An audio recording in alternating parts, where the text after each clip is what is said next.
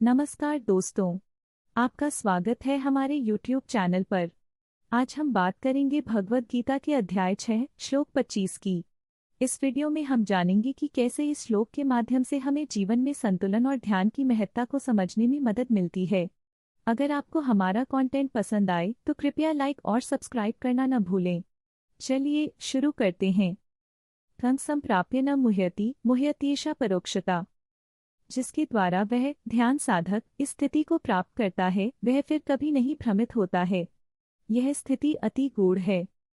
भगवद गीता अध्याय 6 श्लोक 25 में कहा गया है कि जो व्यक्ति ध्यान के द्वारा अपने मन को स्थिर करता है, वह अज्ञानता और भ्रम से परे हो जाता है। इस श्लोक में ध्यान की महत्ता को दर्शाया गया है। जब हम ध्यान की स्थिति को प्राप्त करते हैं, तब हम अपने भीतर के सच को पहचानते हैं और बाहरी परिस्थितियों से प्रभावित नहीं होते। यह श्लोक हमें सिखाता है कि ध्यान और आत्मनियंत्रण से हम अपने मन की चंचलता को काबू में कर सकते हैं।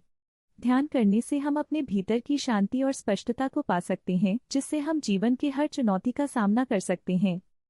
एक बार की बात है, एक छोटे से गांव में एक युवा लड़का नाम कृष्ण रहता था। वह बहुत चंचल और जिज्ञासु था। उसे हमेशा नई चीजें सीखने का शौक था, लेकिन उसकी चंचलता कई बार उसे परेशानी में डाल देती थी। एक दिन उसके गुरु ने उसे ध्यान लगाने की सलाह दी।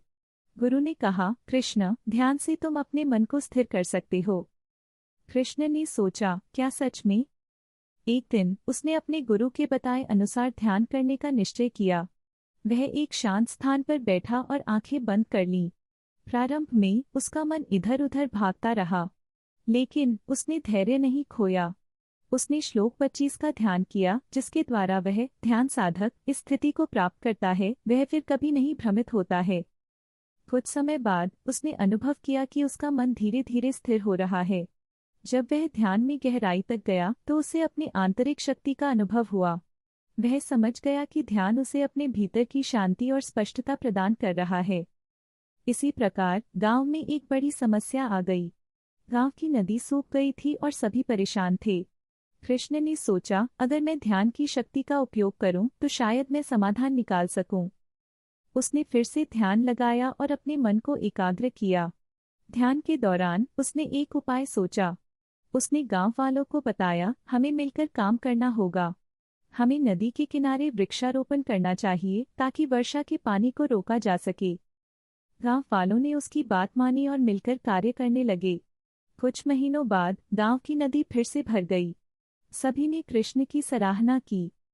कृष्ण ने मुस्कुराते हुए कहा, यह सब ध्यान और एकाग्रता की शक्ति है।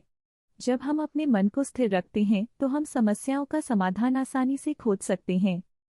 इस प्रकार कृष्ण ने न केवल अपनी चंचलता पर काबू पाया, बल्कि गांव के लिए भी एक समाधान निकाला। तो दोस्तों, ध्यान की महत्ता को हमेशा याद रखें।